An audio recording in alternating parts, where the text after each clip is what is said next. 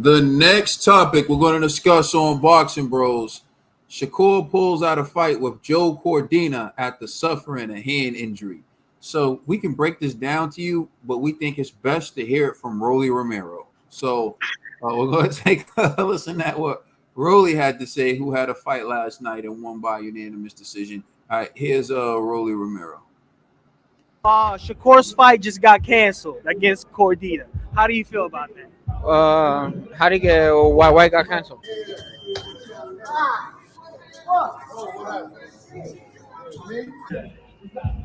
What do you do? Break a nail, fucking typing on the keyboard?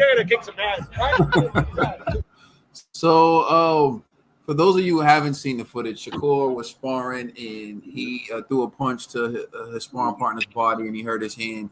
So, Trill Dollar Bill, what's your reaction to Shakur pulling out the fight with Cordina because of a hand injury? Yo, I seen that footage too, and I thought that that's how he injured his hand. Come to find out, I ended up having the pleasure. Shout out to one of our supporters, the homie O Peace. He invited me into his chat where I had the opportunity of speaking with Shakur Stevenson's uncle and his grandfather, Mr. Mosley. And he told me that that footage was not actually the time where he actually hurt his hand. It's actually a whole different time that he hurt his hand. And he actually let me know that Shakur Stevenson has been dealing with hand injuries for some while now, actually 8 fights. He specifically said he's been dealing with it for 8 fights now. So we getting a little bit more information about Shakur Stevenson and his hands injuries and what he's been going through, his fighting style. It actually gave me more insight into the way he was fighting and why he was fighting. Actually made me actually salute him a little bit even more, realizing that this young man been fighting with one hand for all these other times. So I actually, from getting all this information and learning what I learned from Mr. Mosley, shout out to him once again. This is good that Shakur is taking this time to handle this hand injury, because I guess he's been nursing it for a while now.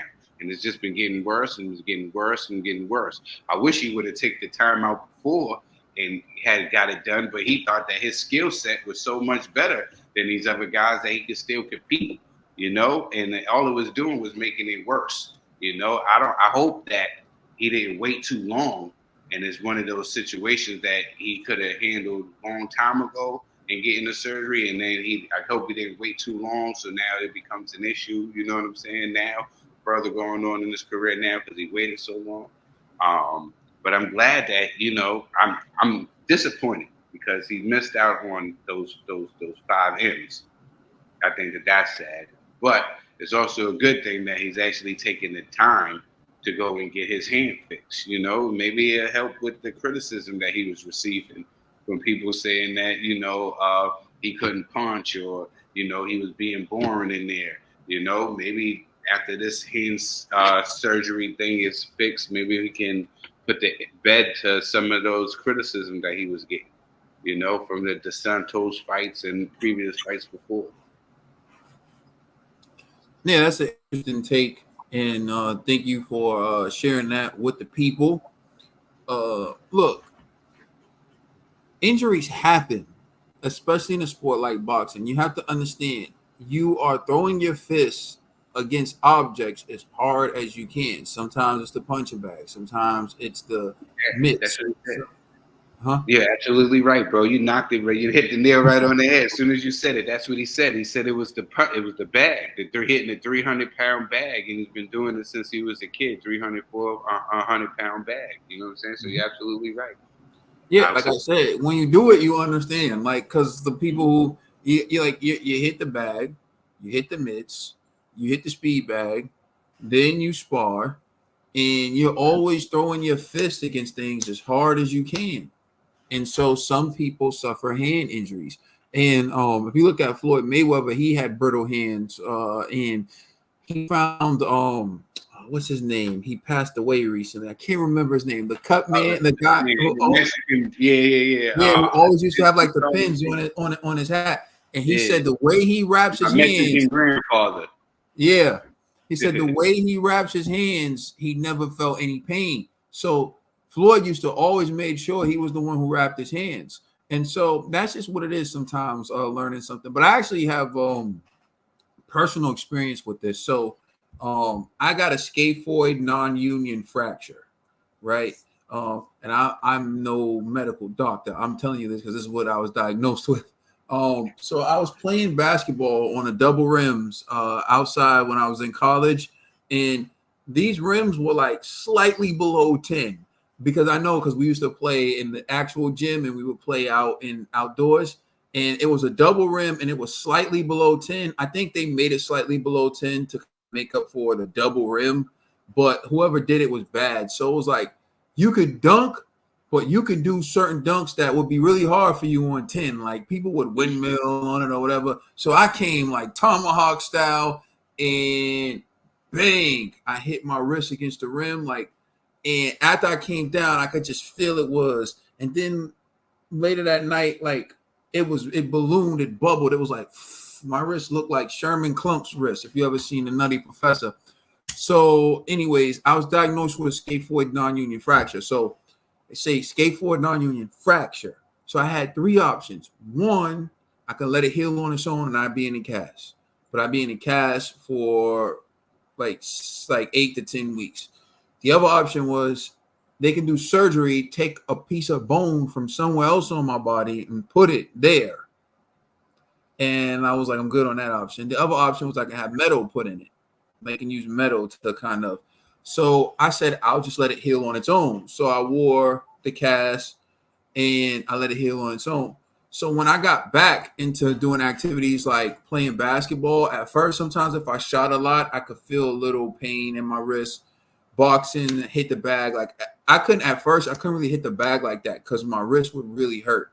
But after a while, it got stronger and then it just got back to normal. So like my wrist is fine, it's back to normal, but I can understand how a boxer could continue to have these injuries because I just stopped boxing, I stopped shooting a basketball, and I stopped lifting weights for a very long time. But Shakur doesn't have that option because he needs to box for a living. So imagine having this injury, you're out 6 to 8 weeks, but then you got to keep banging it against stuff and you never take the time. So he probably had that same option. Like they probably told him, like, you can let it heal on its own, you can do whatever. He probably let it heal on its own, but it kept happening again and again.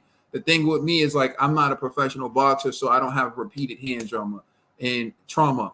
But now it's fine. Like I lift like heavy weights, like over 300 pounds, everything. It doesn't bother my wrist. But back then, oh my God, when it first happened, so I can only imagine. So I do understand what he's going through, but that's again why I always say to fighters, like, and like I say to you, bro, as well. You know, I say like, yo, listen to your body, yo, take care of your body first, because in the end, it's just not going to be worth it. Because now he had to pull out at the biggest fight on the biggest stage where he was going to be headlining a pay-per-view. He's going to be headlining a pay-per-view on undercard, which is interesting. He's going to be headlining a pay-per-view on ESPN, but he was going to be on the undercard of Better BF and Bivol.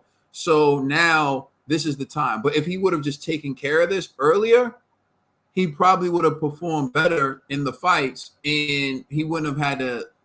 This is all speculation at the end of the day. But the point is, take care of the issue when the issue arises, instead of because at the end of the day, you're only gonna compound the injury, and in the end, you're still gonna probably have to end up fixing it anyway. So that's my take on it. But as far as him pulling out of the fight, I mean, I recommend to all fighters and everyone, if you don't feel 100%, don't step through the ropes. People are going to forget that you pulled out of the fight, but they'll never forget that you lost the fight.